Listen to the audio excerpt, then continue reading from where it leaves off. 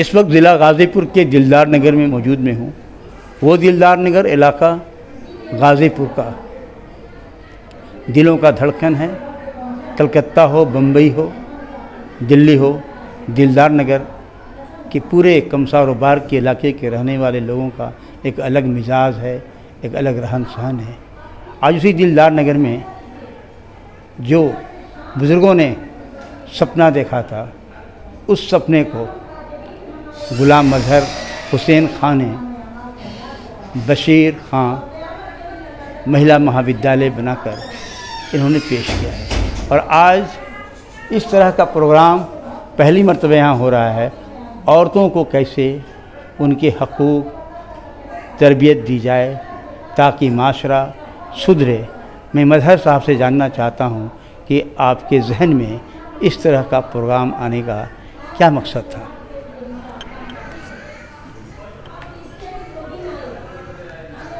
देखिए, हम लोग सामाजिक आदमी हैं और समाज में रहते हैं, तो समाज में क्या अच्छाई है, क्या बुराई है, उसकी क्या कंसेप्ट है, उसको हम लोग लेते देते रहते हैं, महसूस करते हैं।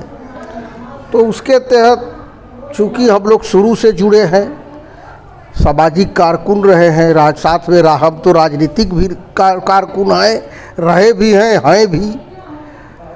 तो समाज में रहने से एक चीज़ का ये एहसास होता है कि दुनिया कहाँ गया और हम कहाँ हैं। जो इसके लिए सबसे पहला चीज़ का हुक्म आया, इकरा, पढ़ो। वो कौम जिस कौम के लिए ये चीज़ नाजिल किया गया, उतारा गया, हुक्म दिया गया, वो कौम आज तालीम और तरबियत में दुनिया में सबसे पीछे चल रहा है। आज हमारे कमसार के बच्चे तालीम से कोसों दूर हो रहे हैं। तो मुझे एक चीज़ एहसास हुआ कि जब तक हमारी बेटी नहीं पढ़ेगी, माँ तालीम याफ्ता नहीं होगी, तब तक आने वाला नस्ल कामयाब नहीं होगा। बाप के पढ़ने से, बाप के तालीम याफ्ता होने से, बाप के परवरिश करने से, बाप का खर्च उठा लेने से घर का मुआशरा नहीं तब्दील हो सकता है। मुआशरा तभी तब्दील होगा जब घर की माएँ बहनें पढ़ी लिखी होगी। इसलिए बच्चे का पहला गोद, माँ का गोद जो है बच्चे का पहला मदरसा है। अगर माँ तालीम याफ्ता होगी, तरबियत होगी, उसके अंदर सलाहियत होगी, इखलाक होगा, तो इंशाअल्लाह ताला बच्चा जो है वो कामयाब होगा। तो इस सोच के तहत हम तो दुनियावी आदमी हैं, दीन के बारे में उतना जानकारी नहीं है, लेकिन फिर भी पढ़ते लिखते रहते हैं, समाज में रहते हैं, तो समाज को महसूस करते हैं कि कमियां कहाँ रह गई। तो मेरे अंदर एक फ़िक्र आया कि हमारे बुजुर्ग जो है, पूर्वज जो है, 1910 में इस्लाह के माने क्या है? सुधार।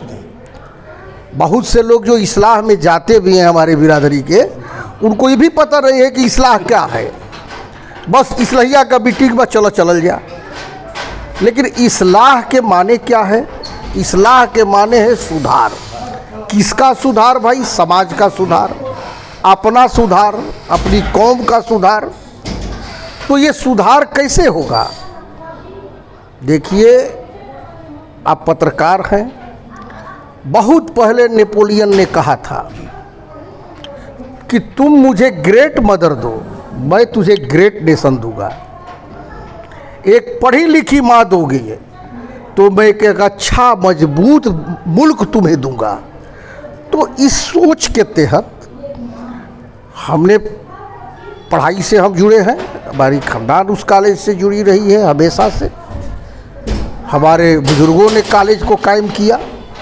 उस कॉलेज को दिन दूना रात चौगुना हम मुसलसल बढ़ाने का काम कर रहे हैं। गाजीपुर ज़िले में पहले या दूसरे नंबर पर छात्र संख्या के मामले में SKBM इंटर कॉलेज है। रिजल्ट के मामले में चाहे सीबीएसई वाले जितना ढिढोरा पीटे, लेकिन रिजल्ट के मामले में भी हमारा एसकेबीएम इंटर कॉलेज जिले में गिने चुने कॉलेजों में से एक कॉलेज है। यहाँ साइंस फैकल्टी का रिजल्ट 95% होता है, एग्रीकल्चर का रिजल्ट 100% होता है, कॉमर्स का रिजल्ट 100% होता है। तो लेकिन उसका फ़ायदा हमारे कौम के बच्चे जिनके लिए उस इदारा को कायम किया गया, वो दुनिया के चकाचौंध में भूल गए हैं और रास्ता छोड़ दिए।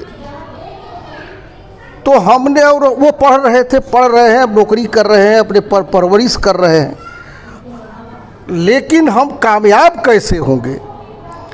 दुनिया चांद पर गई, मिसाइल से एक दूसरे से दूसरे देश पर अटैक हो रहा है, हजार हजार किलोमीटर, और हम अभी उसी दौर में जी रहे हैं कि हम पठान हैं, और पठान के साथ साथ गयूर पठान हैं। अरे यार, हम गयूर पठान तभी होंगे जब हमारे बच्चे कामयाब होंगे।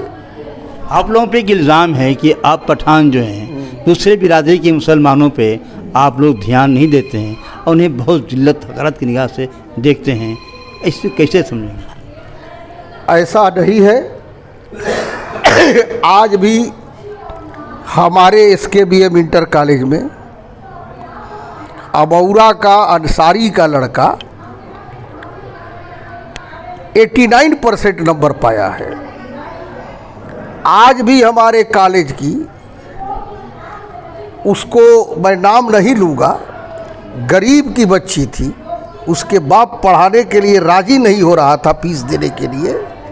वो मेरे पास आई, मैंने उससे कहा कि तुम क्लास में मत बताना कि मेरा फीस मैनेजर साहब ने माफ़ कर दिया है। माफ़ी बड़ा ख़राब लफ्ज़ है, इससे तुम इंफीरियरिटी कम्प्लेक्स में मुब्तला हो जाओगी। तो जब फीस देना होगा तो मुझसे धीरे से आके ले लेना और काउंटर पर ले जाके सीना तान के फीस जमा कर देना। किसी को एहसास न हो कि हम फ्री में पढ़ रहे हैं।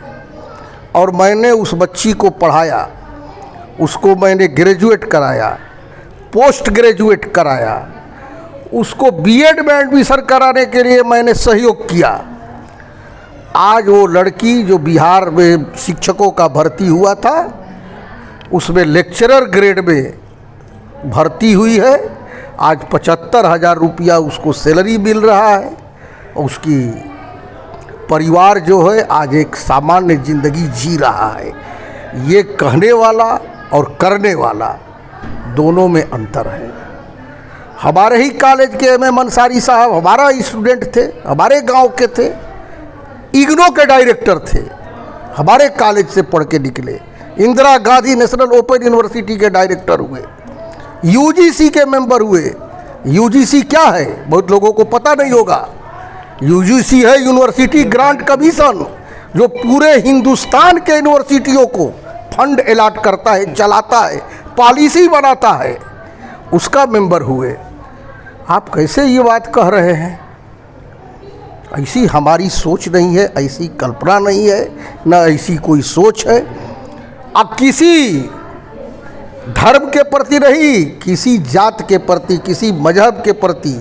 आज चलिए एसकेबीएम इंटर कॉलेज में 60% ओबीसी के बच्चे हैं, हम फॉरवर्ड हैं, लेकिन हमारे कॉलेज में 60% बच्चे ओबीसी के पढ़ रहे हैं और सीना तान के पढ़ रहे, इल्म हासिल कर रहे और जा रहे हैं।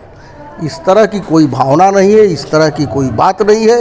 ये लोगों द्वारा फैलाया गया चीज़ है, ये अफवाह है। हम समाज को जोड़ के चलने में विश्वास रखते हैं, समाज को साथ लेके चलने में। आपका इस तरह के प्रोग्राम जो है क्या गांव-गांव में करने का प्रोग्राम है महिलाओं को? मेरा ये करने का ये तात्पर्य था कि अपने कौम की बच्चियों को हम हायर एजुकेशन तो दे रहे हैं, वो इंटर के बाद ग्रेजुएशन कर रही हैं, पोस्ट ग्रेजुएशन कर रही हैं, बीएससी कर रही है, बायो कर रही हैं, मैथमेटिक्स कर रही हैं, डॉक्टरेट की भी डिग्री ले रही हैं। लेकिन उनको कुछ दुनियावी के साथ साथ दीनी बात भी बताया जाए। इसलिए इस तरह के हमने आलिमाओं से कांटेक्ट किया, उनको यहाँ बुलाया कि दीन दुनिया की बात तो 24 घंटा होता है, कुछ दीन और दुनिया दोनों की बात किया जाए ताकि मुआशरे को आगे बढ़ाया जाए। आज मैंने एक शुरुआत किया। आज हमारे साथ सिकठी से चल के असलम साहब आए हैं, इनका कितना बड़ा ताउन है। डॉक्टर इकराम साहब अपना हॉस्पिटल छोड़ के आए हैं, हाजी ऐनुल साहब बीमार हैं, बेचन साहब हैं, बबलू हैं, बहुत से लोग हैं, कक्कू हैं, नसीम खां हैं, सरफराज प्रधान हैं, बहुत से लोग हैं, कमसार के अहद मास्टर हैं। ये लोग अपने अपने साथ अपने मोहल्ले के, अपने पड़ोस के औरतों को गाड़ी में लेकर आए हैं अपने घर के, ताकि कुछ सीखा जाए। वो बच्चियाँ भी, वो औरतें भी कुछ दुनिया के बारे में, दीन के बारे में, समाज के बारे में जो हम मर्द लोग 1910 से करते आ रहे हैं, कुछ उनके अंदर भी ये जज्बात को भरा जाए। देखिए, अल्लाह ने कुदरत ने दो बनाया, मर्द और औरत दोनों को पैदा किया, और हमारी तरक्की में, हमारी कंट्रीब्यूशन में, समाज को आगे बढ़ाने में दोनों का रोल होगा। जब तक दोनों का रोल नहीं होगा हम कामयाब नहीं हो सकते हैं। अकेले हम कभी कामयाब नहीं हो सकते। कुदरत ने हमें पैदा किया तो 2 आँख दिया, 2 पैर दिया, 2 हाथ दिया, महसूस करने के लिए 2 नाक दिया, शरीर को चलाने के लिए 2 गुर्दा दिया अंदर में, तो और ज़िंदगी जीने के लिए हमें एक जोड़ा बनाया, एक मर्द और एक औरत दिया। तभी ये दुनिया की संरचना हुई है और दुनिया आगे बढ़ रहा है। तो एक ज़िंदगी का पहिया पंचर रहे और एक में पूरा हवा रहे तो क्या वो साइकिल चल सकती है? क्या एक इंसान का एक आँख सही हो, एक आँख सही न हो तो वो इंसान कैसा लगेगा, कैसा लगता है? तो इसको महसूस करते हुए अपनी बिरादरी के, समाज के लोगों से ताउन करके, मिल के, जुल के, आज हम 50 लोग इकट्ठा हुए हैं। आप भी कलकत्ता से आए, इस खबर को सुन के 70 किलोमीटर दूर से भगे भगे आ रहे हैं। आपके अंदर शुरू से मैं देख रहा हूँ, हम लोग तो 1985 से साथी हैं इस्लाह के, और बहुत हम लोग उसमें से थे, रात दिन मेहनत करने वालों में से थे, उसमें आप भी थे। तो आपके अंदर वो जज्बा है तभी आप भी चले आए, नहीं तो चलिए भाई मजहर साहब से बात कर लेंगे, चैनल पर चला देंगे जैसे लोग करते हैं, मोबाइल पर डाल दे रहे हैं। लेकिन ज़मीन पर होना चाहिए तभी हम कामयाब होंगे। डॉक्टर साहब, जब तक हम ज़मीन पर नहीं उतरेंगे तब तक हम कामयाब नहीं होंगे। तो इसलिए इसको पहली बार ज़मीन पर उतारने का हमने कोशिश किया है अपने लोगों के सपोर्ट से, सहयोग से। इंशाअल्लाह ताला हम लोग हिम्मत नहीं हारने वाले हैं।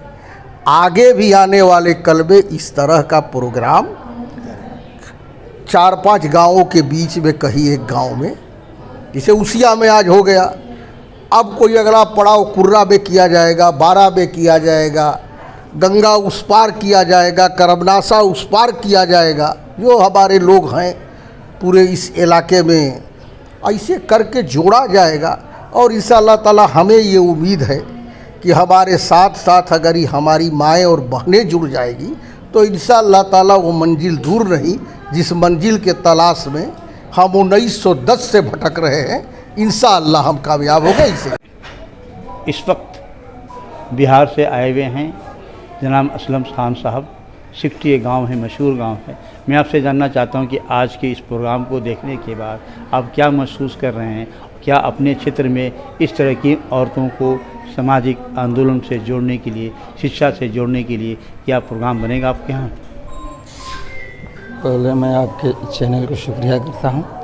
हम 14 तारीख की मीटिंग में भी आए थे, तो इन्होंने जो रखा है इस्लाही तालीमी बेदारी के लिए औरतों को, तो इसलिए हम गए। तो अपने इलाका में बहुत जगह गए, कुछ कारण बस और औरतें आ रही थी, गाड़ी ख़राब हो गई इसलिए हम लोग नहीं आ पाए। 1-2 गाड़ी आए हैं और इंशाल्लाह आगे हम लोग अपने यहाँ भी कराएंगे, मजहर साहब के ही थ्रू इसे भी मतलब हम इंशाल्लाह कराएंगे, इसीलिए आए हैं।